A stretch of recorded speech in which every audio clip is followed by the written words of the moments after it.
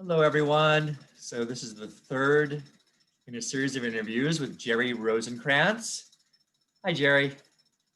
Hi, everyone. All right, so let's start. I'm going to start you with a little tough question here. Okay. So, we've talked a little bit about Joe and your family, but here's another family question. Yeah. So, you talk about a time when Louie and Bella came to your apartment, many years ago with some friends. And as you said, in the book, you said you went berserk.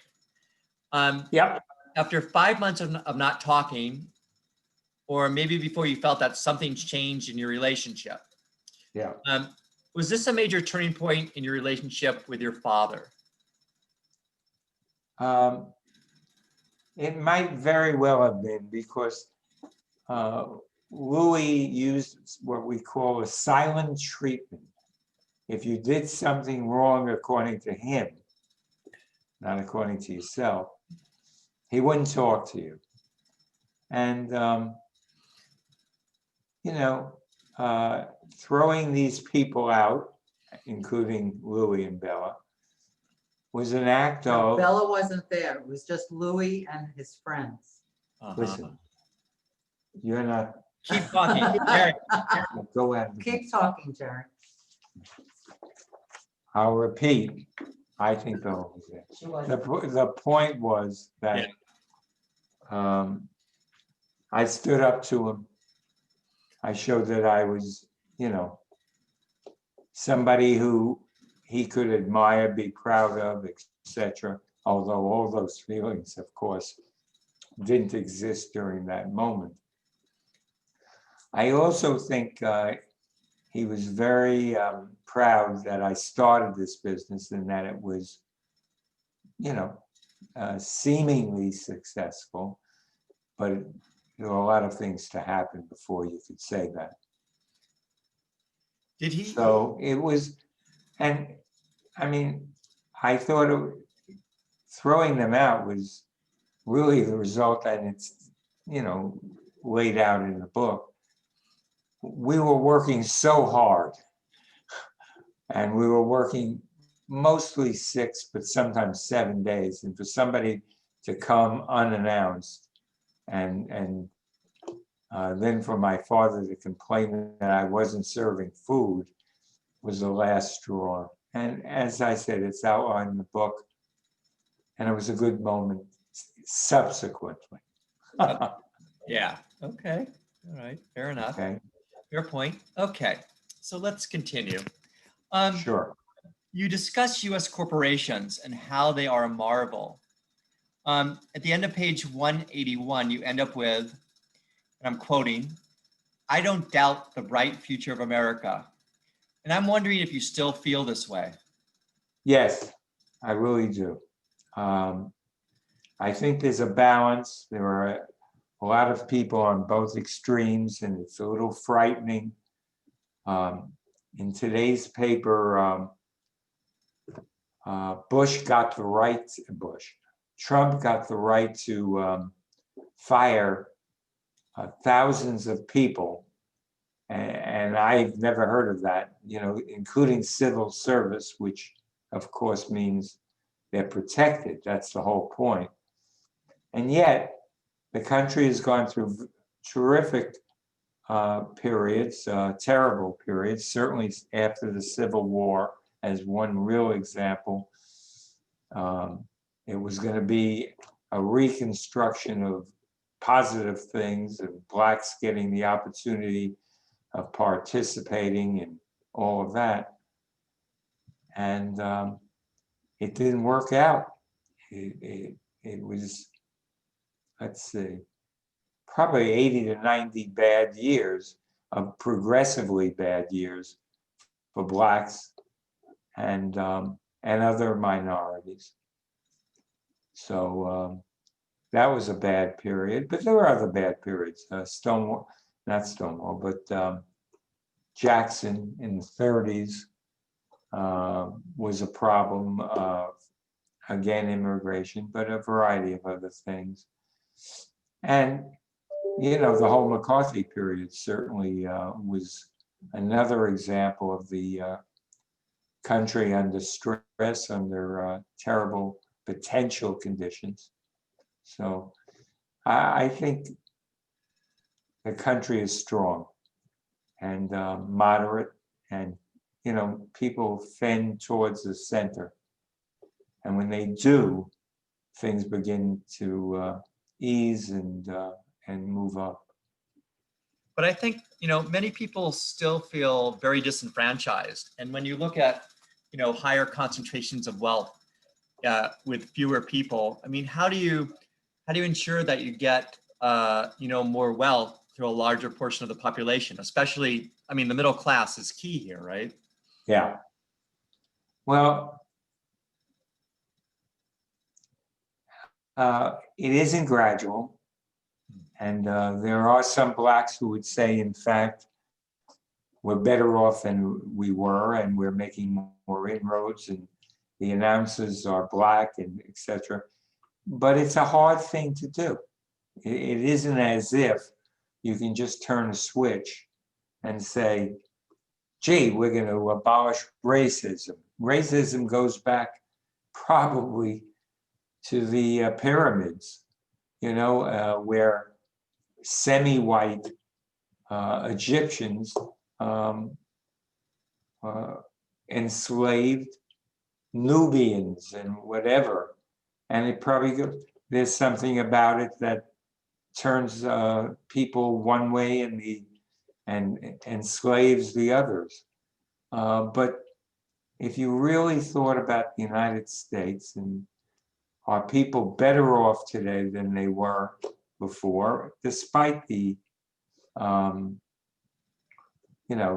bad times that we're currently in, which is no one's fault. People were better off. That doesn't mean that they had civil rights. It doesn't mean that Blacks, Hispanics, Native Americans, Asians weren't treated badly. Yeah, but better than before. And I have faith in America. I really do. It's a unique experiment. And other than, I can't even think of another country that would be affected the way we have and the progress we've made. But we have a long way to go. Yeah. There's no question about it. Okay. Okay. All right. Let's go back to family. Yes. Kind of following the outline of your book. So you talk a little bit. By the way, did you like the book? Did Oh, you like the book? Well, Jerry, I read it 2 times. Right. And, Oh, wow. and for me, it gave me obviously insight into you, but it gave me insight into our broader family. Yeah. Which, as I age, I mean, it becomes more important to me, the Of stories course. and all that. So, yeah, I love the book. I thought it was terrific. Thank you. Yeah, you're welcome. Well, let's go back. Let's talk a little bit more about family. So you talk a little about your cousin, accountant, and friend Saul Greenbaum, and he recently passed away at the age of 95. And what is it that you most remember about Saul and your relationship with one another, especially given that he was one of the few remaining direct ties to your mother? Yeah. Well, I thought the book might provide more information about my mother, drawing from my brother Norman, your dad, and Saul. But it didn't happen. Both of them just talked about big events, but not really about the person, Miriam, the person. I think I always felt that, first of all, Saul was a very good accountant. And he did well by us. In other words, he was au courant. He really provided thought, things that we might do that would, frankly, provide more money. But he he always approached the line, but he never went over the line in terms of legality. But he broadened my knowledge. Clearly, you could have an accountant and it would be a professional relationship. But with Saul, it was much more for me. It was a social relationship. I think I've said this, his parents brought my mother over. So he knew my mother from the time she was 17. And, way longer than I knew her or was cognizant of her. I always felt he was on my side. He was working for me. He never underserved. He overserved, if anything. And we would just talk. Now, sometimes we would just talk about nothing, we all do that. But sometimes he would talk about the business or himself, or conversely, me. He had a terrible thing happen. His grandson was struck by an illness that basically prevented him from functioning in the normal way, and was in a home, and now is probably in his late 20s, if not early 30s. And he's a tall, handsome boy, but unfortunately not able to cope. But he's in a very good home that we supported, where he has something of a life. And that's why I wanted to support him. And Saul obviously supported him. I have no idea what Saul's will was about, nor any idea of Saul's money or anything like that. His daughter and son-in-law are terrific people, meaning Saul's. And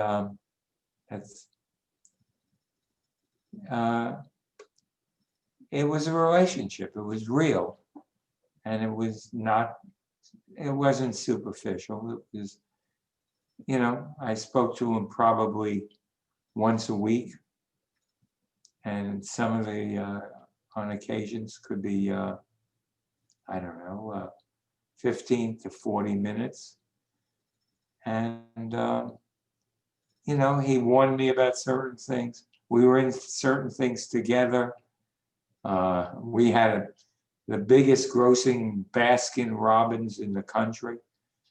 We bought orange futures and lost money. So we did some things together. And that Baskin Robbins helped his grandson, rather his son. And that was a very good moment. His son worked at our Baskin Robbins and went from a total loss, out of school, not functioning, to functioning. Eventually, Saul bought him another franchise, Baskin Robbins, up in Westchester, and he drove that one to be the biggest grossing in the country. And then he sold it, went to Asia, but he must have done something before, and became an advocate of Far Eastern philosophy. And he would go there once a year, every year, and he preached it and made a living off it, and he changed completely. And he would be your cousin, I think. Oh. Or distant, but yeah. Yeah, I haven't met him. I need to do that. His name is Paul. Okay. But I was fortunate in that I spoke with Saul. I interviewed him right before, he passed away. I mean, who knew? but Yeah. he sounded very vibrant to me. I mean, even at 95, was he always that way? Well, he was vibrant, but probably um, did less of the accounting than before. He had an assistant, Julie, who worked for him for 30 plus years. And she did probably more of the work. And then, of course, the computer did a lot of the work, which didn't exist before. But he was sharp still. He still had a mental process. You know, Saul, Joe, and a guy named Bob Koopman, who you haven't talked about at all. Yeah. We were all together for about 50 years. Coop was our lawyer. Saul was our accountant. Joe and I were the business. Now they did other things and worked for other people and etc. But we had this group going together for, I think it's more than 50 years. More than 50, yes. You know? Yes. Yes. And so we met often or talked often or discussed often.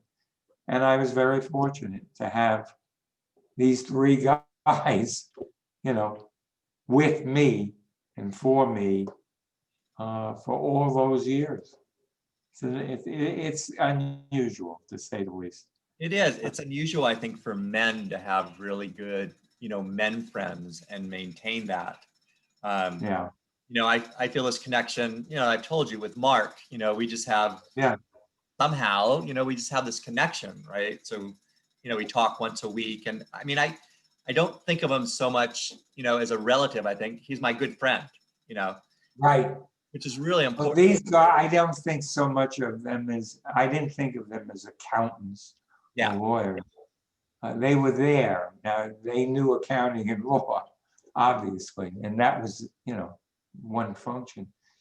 But the relationships were much, much more than that. Yeah. Much more. That's right. And it's good that you've had that. Yeah. Well, Saul is gone, Joe is gone, and Bob is recovering from a weird sickness that really knocked the heck out of him. And now he's recovering, but he's not quite there. Yeah. And after we finish, I'm going to call him. Good. Because I do that all the time. I don't want to do too much, but I want to call him. So, okay. Let's continue with this line of talking about family a little bit. So you talk about Mitch Lee. He composed the score for Men of La Mancha. Yeah. He offered to buy your and Joe's business, and you ended up calling your dad. And do you remember, why did you seek your dad's advice on that? Well, first of all, we were only 25 or 26. So he had a certain amount of experience, that goes without saying.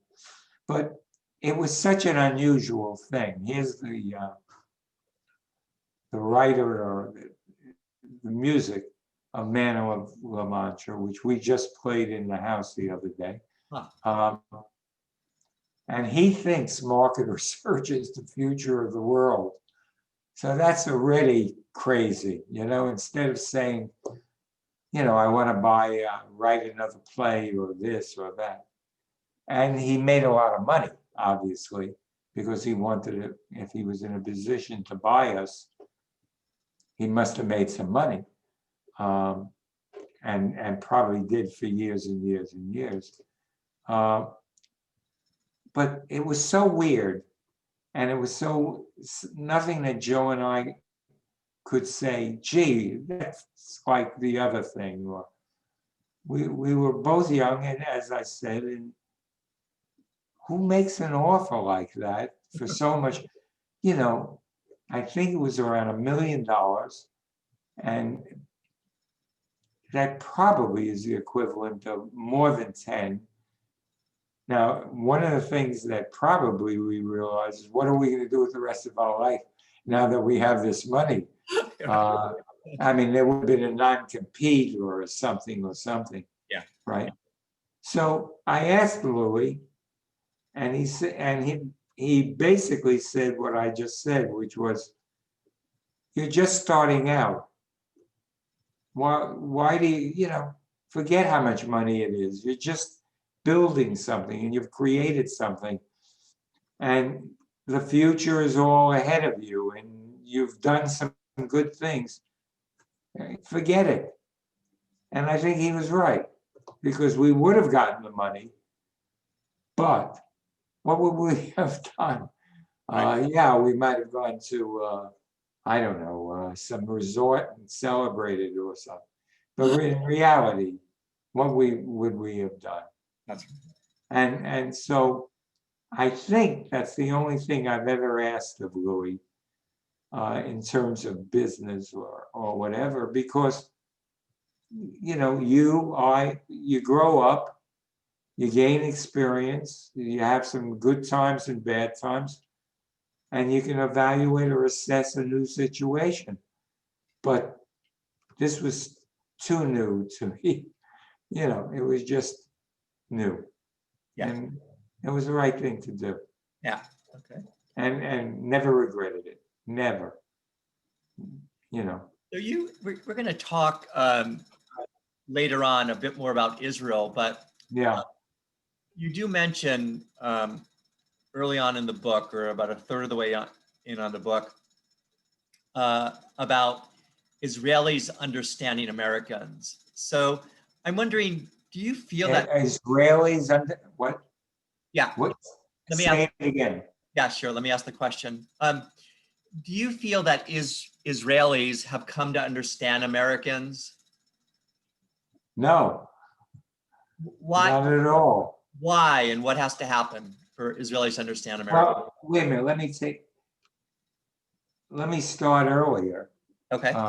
Do Israelis understand American Jews?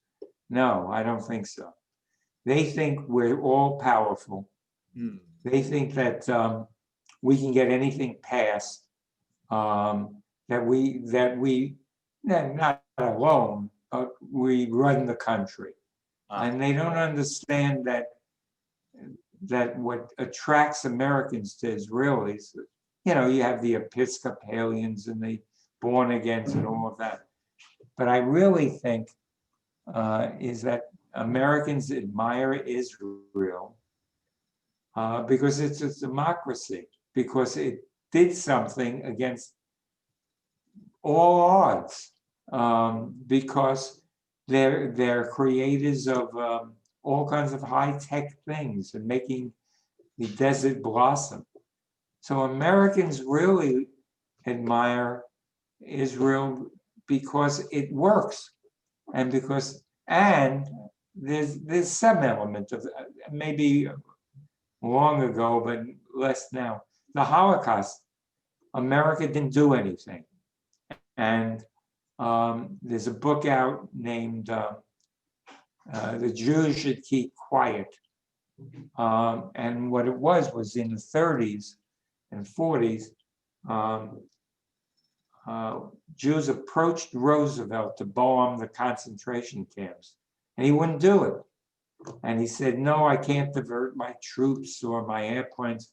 But at that point, all it would take was one raid to bomb the camp and frankly, to scare away the villains. Maybe it wouldn't have done much, but it was worth it. And as far as diverting our airplanes and losing, by that point, we had control of the skies. Yes, planes went down with their artillery and all of that biz. But that mission probably maybe might have threatened some of the Nazis. They may have withdrawn, or they may have closed some of the camps, because by bombing it, you made them aware that you knew what they were doing and what these camps were all about. And Roosevelt didn't do it, and I didn't know about it. And, you know, we worshiped Roosevelt, and here was an example, and there are a few others where he wasn't a god. Yeah. So, Yeah. but as far as Israelis, they think we're all powerful, and we're not. And sooner or later, some president's going to come along and say, what are we doing here? You know, they can fend for themselves. They're a rich country. Why are we giving them, and we do, $3 billion a year? And Bush, with his Secretary of State, but really his friend, threatened to cut down the Israeli or cut it out if Israel didn't do something that they were concerned about. And that was one of the few times that Israel had to be concerned, because this is a president who wasn't worried about people saying we support Israel. He was willing to explain why he would have done it. This was Bush 1. Bush 2 would never have done that. Right. Okay. Okay.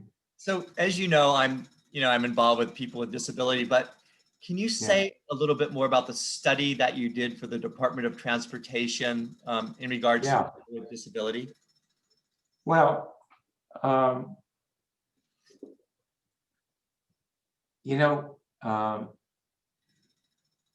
Congress has its job and its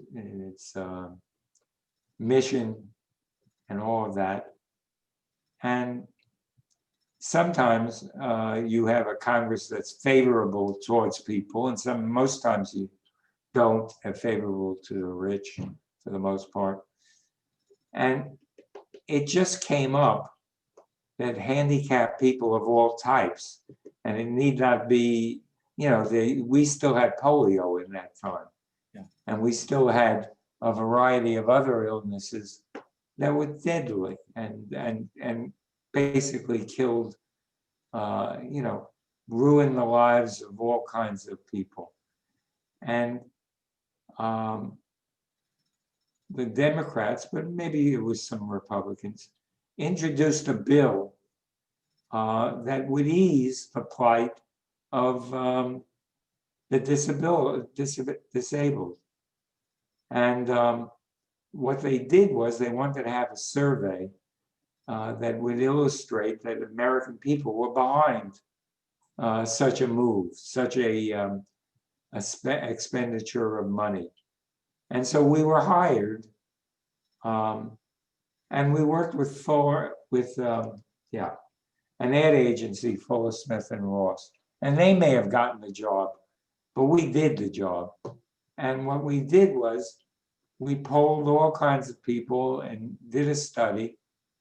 And what came out of it was that people really would like to see money diverted towards the not homeless, but towards the disabled.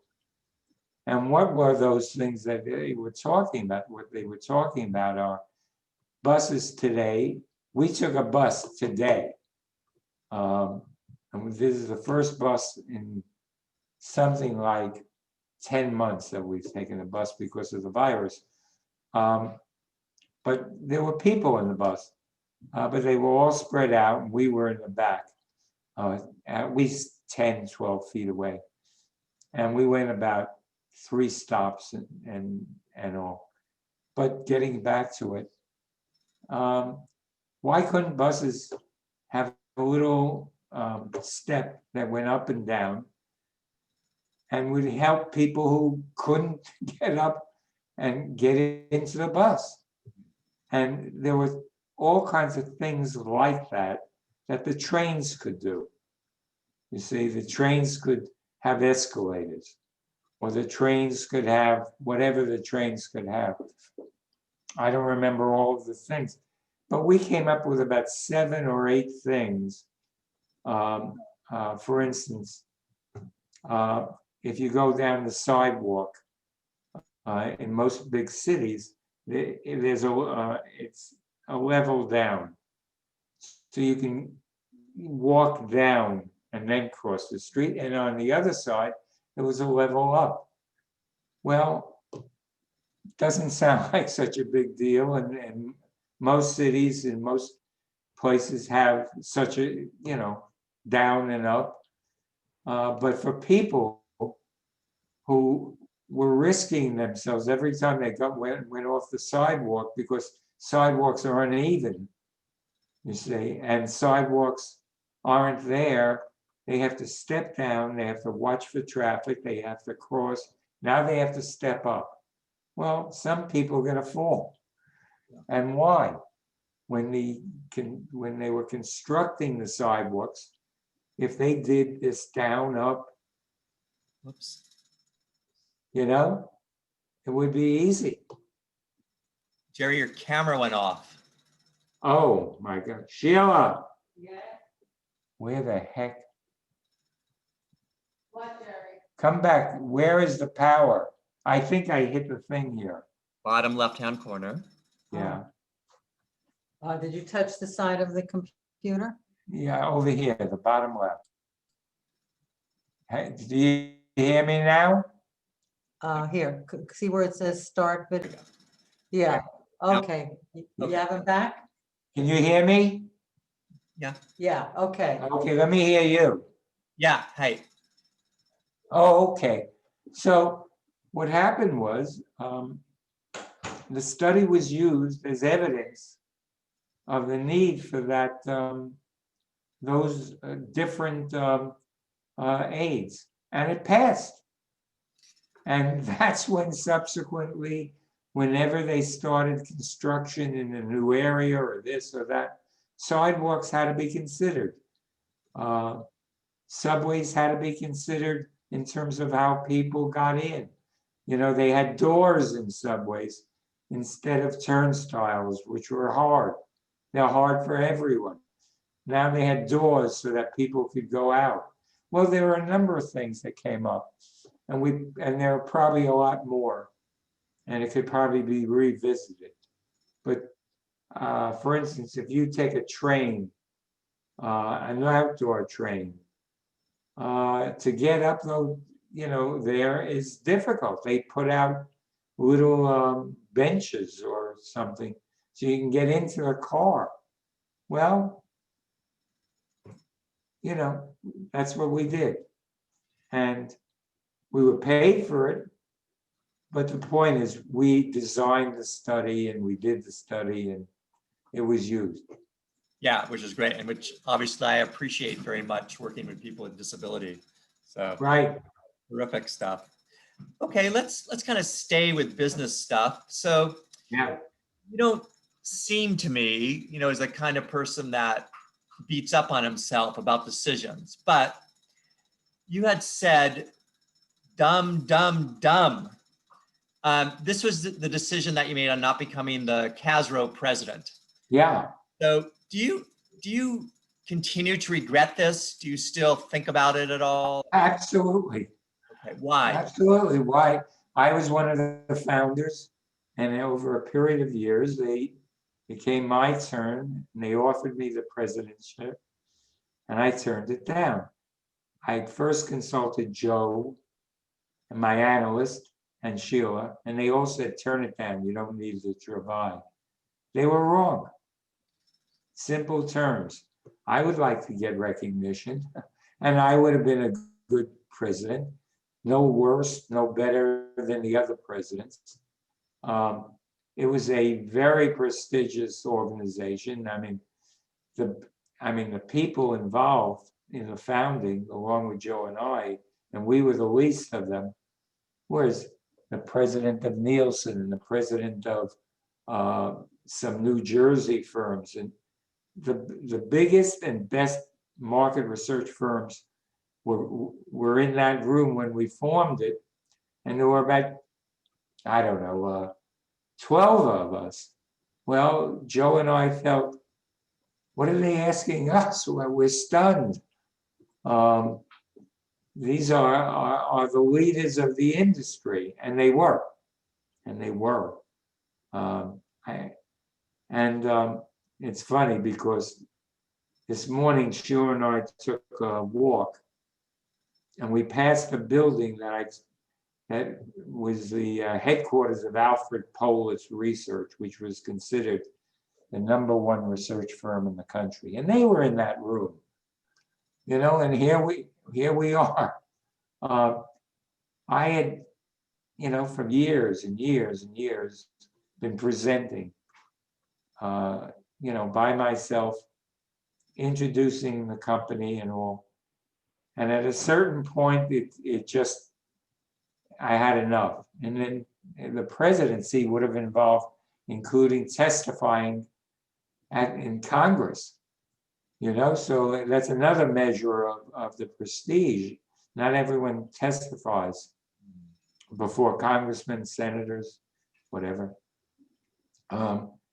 They said they were all thinking of me, but I don't know if they were thinking of me. If they were thinking of me, maybe they should have said, do it and figure it out, but they didn't, and I didn't. Okay. Here's another question too, about business. So, you and Joe never established an international division. No. So I want to know why not, and what do you think this would have meant had you done this? Well, first of all, Shu and I went to, France, Paris. I made an appointment with with a French firm. They felt like they were way behind us, even though everyone there was part of the institute, in quotes. That's them. But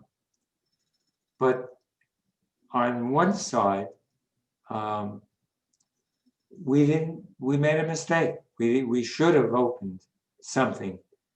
On the other side, we had relationships with firms in China, 2 of them, with Japan, with Brazil, Argentina, France, Germany, and England.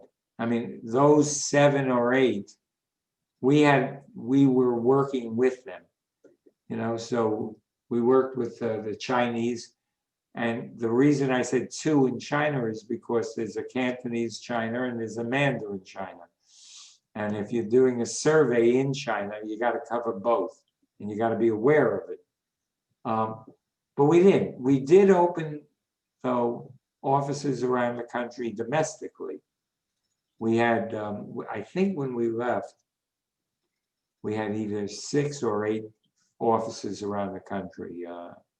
I can name them if you want, but certainly Chicago and Los Angeles and San Francisco, Kansas City and Orlando and Westchester. I mean, we had 8 offices around, and every Friday I would get a call in from them as to what they were doing and what was new. And once or twice a year, we would bring them in, the head of it, and we would sit and talk about, what we might do together and bring people together. And,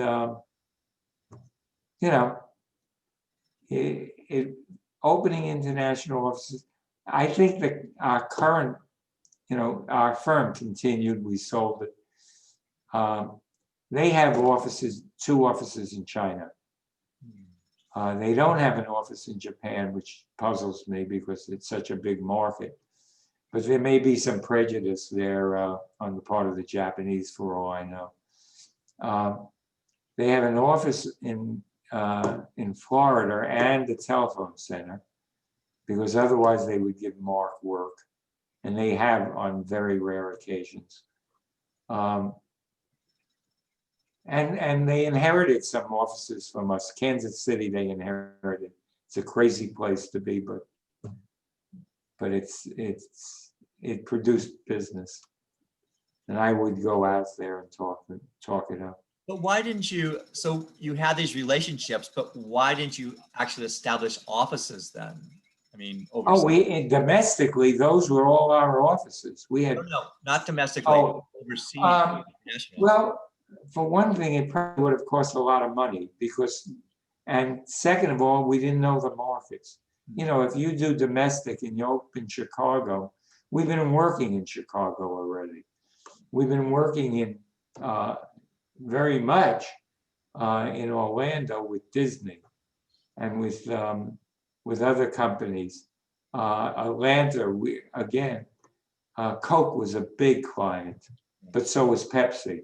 We were one of the only firms around who ever worked for both.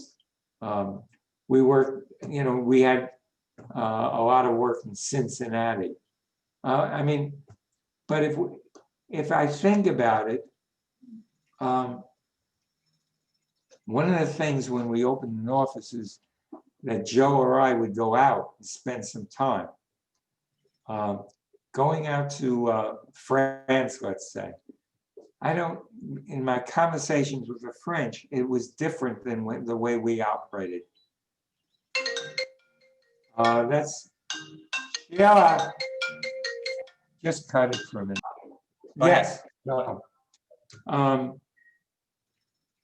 So our modus operandi was, if we opened an office, first of all, we would hire somebody we knew for the most part, rather than a headhunter. You know, we would be admiring somebody who worked out of Cincinnati or Chicago or Atlanta or wherever. We had an office in Albany. And I'll come back to it, but the office in Albany was part of a new trend. And by that I mean, you didn't have to be in the office to function. So in Albany, we had a senior whose wife desperately wanted to live in Albany with her mother and father and children. And so we let him open an office in Albany, but with the use of the computer, so maybe once a week or maybe once every other week, he would come down to New York. And Albany isn't that all far. But we were early on allowing people to live at home and use the computer. And so that's how we got into Orlando. That's how we got into Connecticut, another office in Connecticut. And so we were okay. We didn't have to see them every day, 8 or 10 hours a day. They would call me or they would fax or email. Is there such a thing as fax anymore? I don't know. I'll tell you a story about fax Okay. very quickly. Yeah. I had a very good friend who worked for either IBM or another giant. And they invented fax. And they didn't understand what they could do with it. So my friend said, "Are you kidding? We could do things." Or at this point, you didn't have email and all. My friend said, "Let me buy it from you. Put me in charge. Don't sell to the Japanese." But they sold to the Japanese. And they sent him over there to brief them, to boot. You know, and so American companies were sending people overseas, not only in the fax, but in a lot of different things, and training the Japanese, which was sheer craziness. So anyway, we had a modus operandi. We would open an office with a senior who probably had some business to bring, and I would go out there, or Joe would go out there for 2 weeks and just get it going. He would bring me over to the client and introduce myself. You know, we would hire somebody because he couldn't operate alone. He would need somebody in the office. And it's good to have someone in the office. So if someone calls, it's not always leave a message. It's a live person. And so we did that. I don't know how easy, England would have been easy. Yeah. There were plenty of people we could have hired and all. But it was also easy to work with the English people without an office. I think I talk in the book about, you know, they would price jobs. If I didn't like it, I'd reprice it. But the important point was I could call them and they would give me a price, or they'd give me their thinking about the procedures or what I don't know about London or Manchester or whatever. And so that would have been easy, but it wasn't necessary. Whereas Germany and France, they would have been hard. Russia, we even did some work in Russia.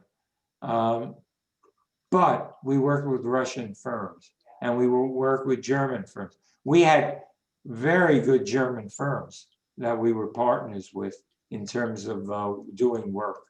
And they were a very great economy, getting stronger and stronger and stronger. You know, after World War II, the Americans dominated everything because our factories were going full blast and theirs were destroyed, both sides, the Allies and the Nazis. But once in the 70s, they started to catch up, you know, and we did work for Japanese companies, but it wasn't giving away trade secrets. It was trying to size the market.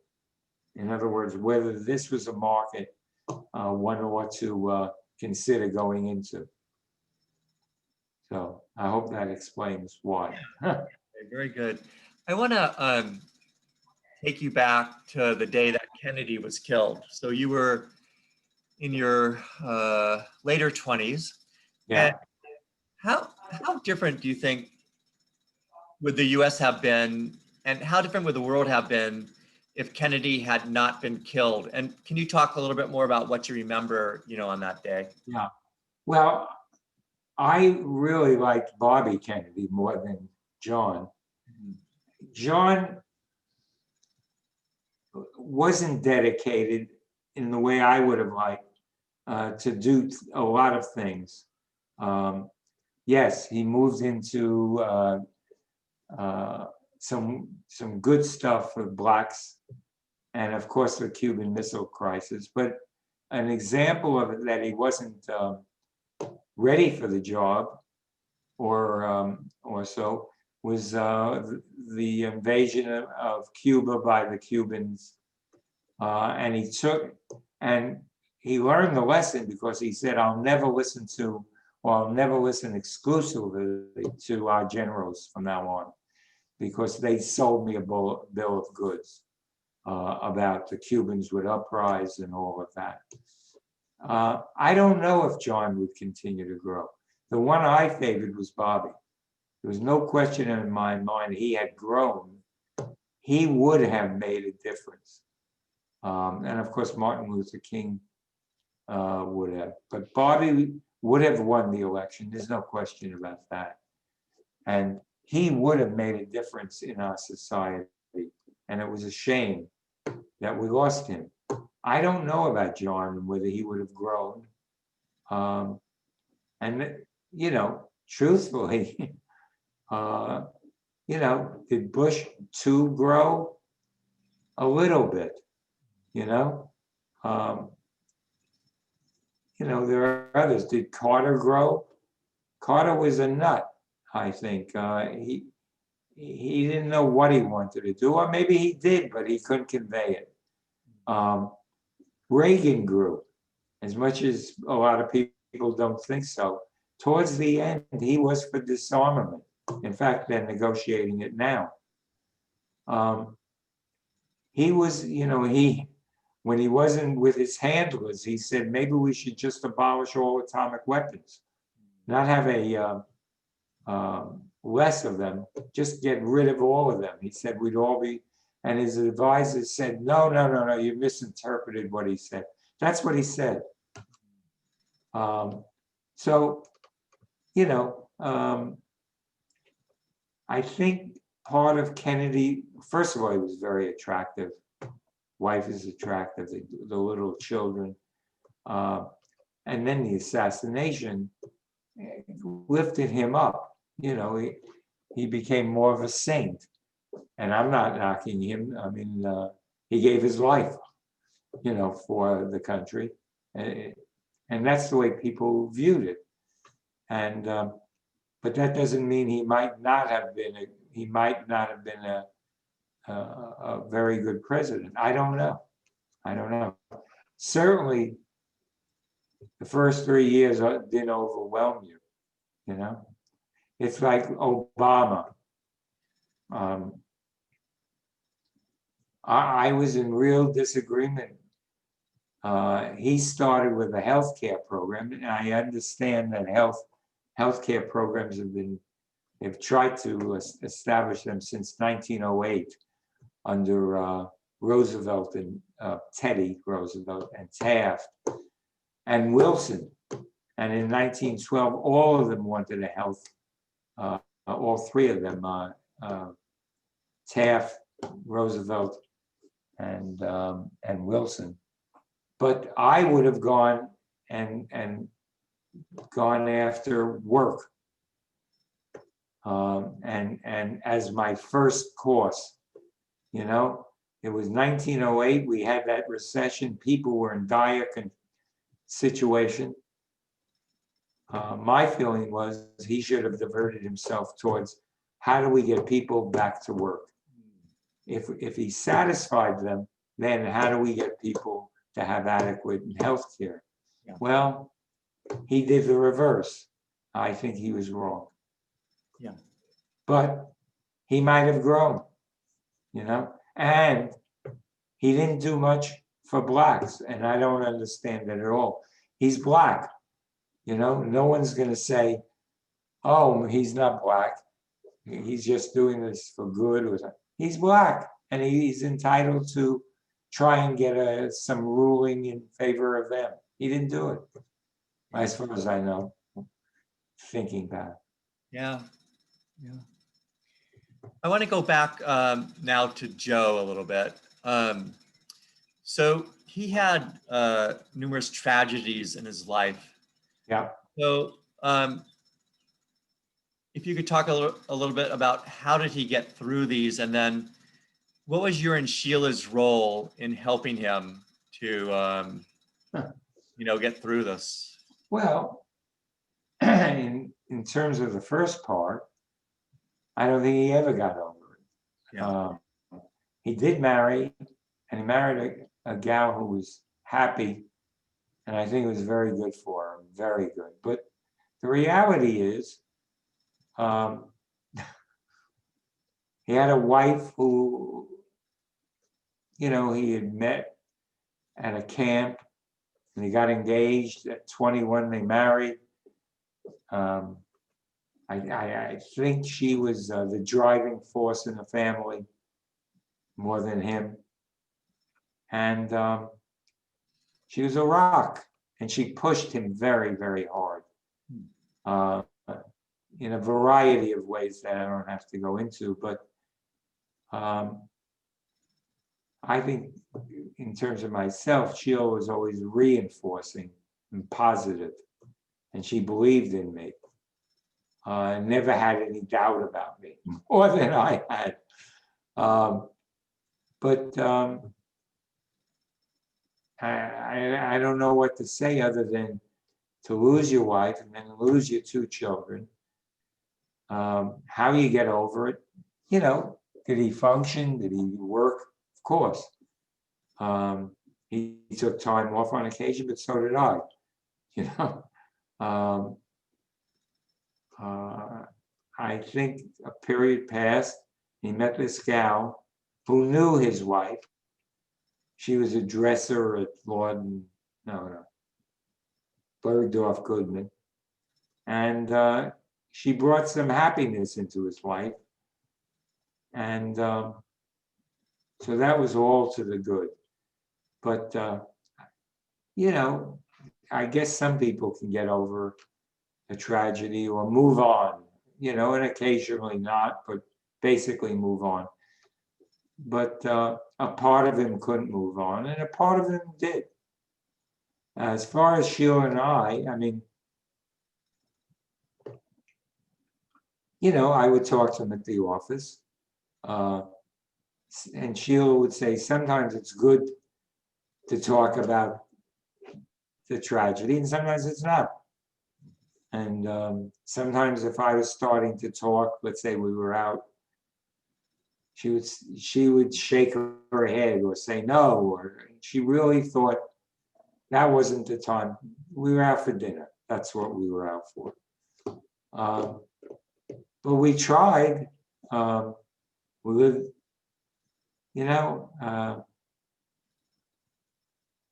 I don't think you could do much. It isn't a word situation. It's an emotional situation. It's a feeling situation. And so I would call him and we'd go to a movie or things like that. Go to a Knick game or whatever. But they're not substitutes in reality. Okay. Okay. Let's talk about business a little bit more. Business and A little bit more. Sure. This will be the last question for today. So you describe a study with Jerry Wind in which you worked with Mark and Andrew at Pacific Market Research. Yeah. You noted the words of Winston Churchill, and I quote, "Much of my success was due to my being a supremely fortunate mortal," unquote. An unfortunate. Much of my success was due to my being a supremely fortunate mortal. Yes. In assessing your life, do these words resonate with you? Yeah, that's why I included them. Everyone attributes, if you're thinking of Churchill, his oratory prowess, his experience. I mean, he goes back to, he was the prime minister during the war in the 40s.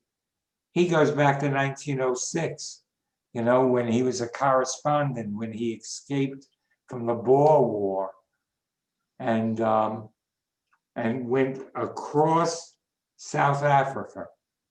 If you see my hand, and kept avoiding capture. And meanwhile, the press picked it up and he finally got to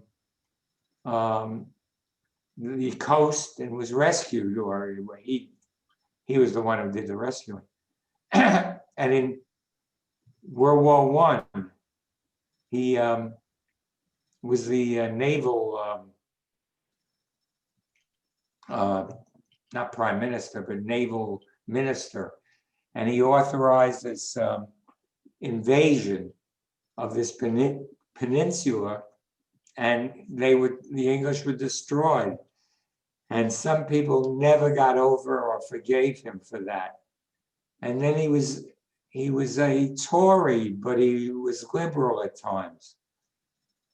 I'm merely giving you his, biography. And of course, he was in opposition. He was the biggest and sole orator against Nazi Germany.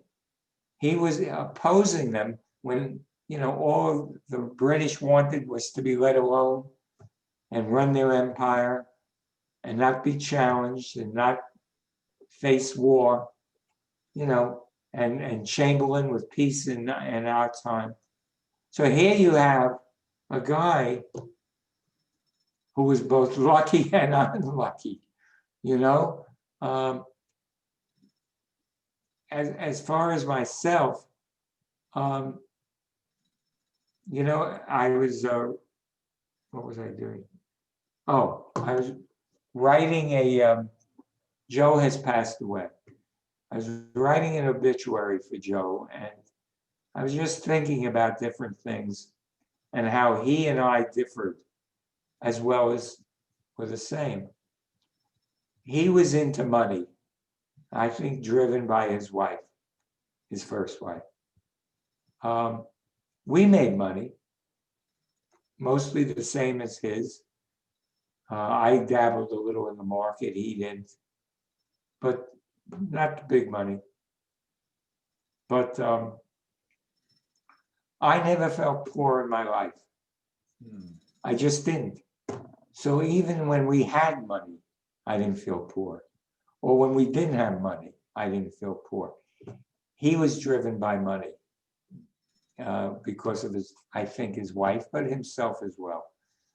And Sheila was never driven in. She wanted to be secure, but she was never driven by money. She wanted the kids to go to a good school. We moved to Chappaqua. But a lot of people moved to Chappaqua who had money or didn't have money. She enjoyed Chappaqua. So I thought myself lucky. I thought myself, sure. I could have made this decision and that would have produced more. Or maybe I could have bought 1,000 shares of Microsoft, or this. But instead, I did something different. We sold the business. We had a certain amount of money.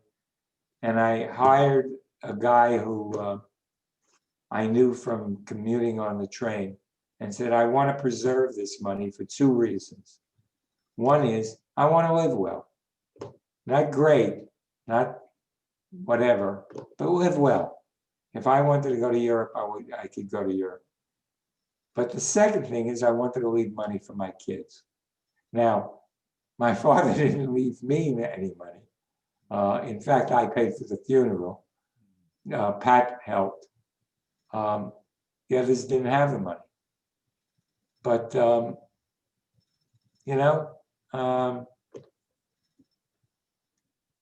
I felt okay about money and I didn't feel poor. And Sheila didn't. And yet we wanted to be able to live well. And for some reason, I was hooked on, I wanted to leave my kids substantial money, the 3 kids. And I will. Not as much as I might have if I had bought 1,000 shares of Microsoft, you see. But, if I did, I bought only 100, okay? And that's not enough to be, endlessly wealthy. But we did live well. We did do whatever we wanted. We did buy some nice stuff, paintings. We did buy one car in particular, was a Mercedes. It was probably worth a lot. It was a big, big Mercedes. But then we sold it. So money was important, but it was not the end all for me. Well, obviously you and Sheila are more affluent than, most of the people in the world, right? So, but your attitude to me is it's refreshing. And also knowing your politics, that you're a little more, you're liberal, right? Whereas when I think about affluence, I think about people who, I'm supporting Trump because he's going to do right by me. Yeah. So, it's just refreshing, to hear you say that. I appreciate it very much. Appreciate it. Thank you. Yeah. All right. Well, we've come to another hour with Jerry Rosenkrantz, another good hour. And we have a lot more questions for him. So we'll look forward to the future. Yeah. Hey, thanks for being on today, Jerry. Okay. Do you see this sweater? I see it. We went down to Chile because our son Andrew and Aubrey are different sorts of people, and they were going to spend a year there. But circumstance, whatever, they came back early. And we were walking in a market. Jerry, listen to me. That's not. It's on. I'm camping this weekend. So, wait a minute, today is Sunday. Sheila, I'm just wondering if we had anything else doing. She's bringing in the sweater. Come on, Sheila, otherwise forget it. All right, let's see the sweater. 1 second. Okay. Oh, I think it's upside down. Turn it the other way. No, this is the pocket, the neck piece. Oh, Yeah, oh. wait a minute. So what was the story though? Finish the story, yes. Well, I went into the market and I just felt I had to buy something. You know what I mean? Like, these people don't have money. And so I bought this sweater. That's all. And it was not expensive. But, Yeah. and it was nice. I wouldn't have bought something that wasn't And nice. Michael, I got one too. And this sweater has llamas on it, because llamas come from Chile. Yeah, I see Can you it. see that? Yes, it's beautiful. Yeah. Yeah. Beautiful. Anyway, you thought it went okay?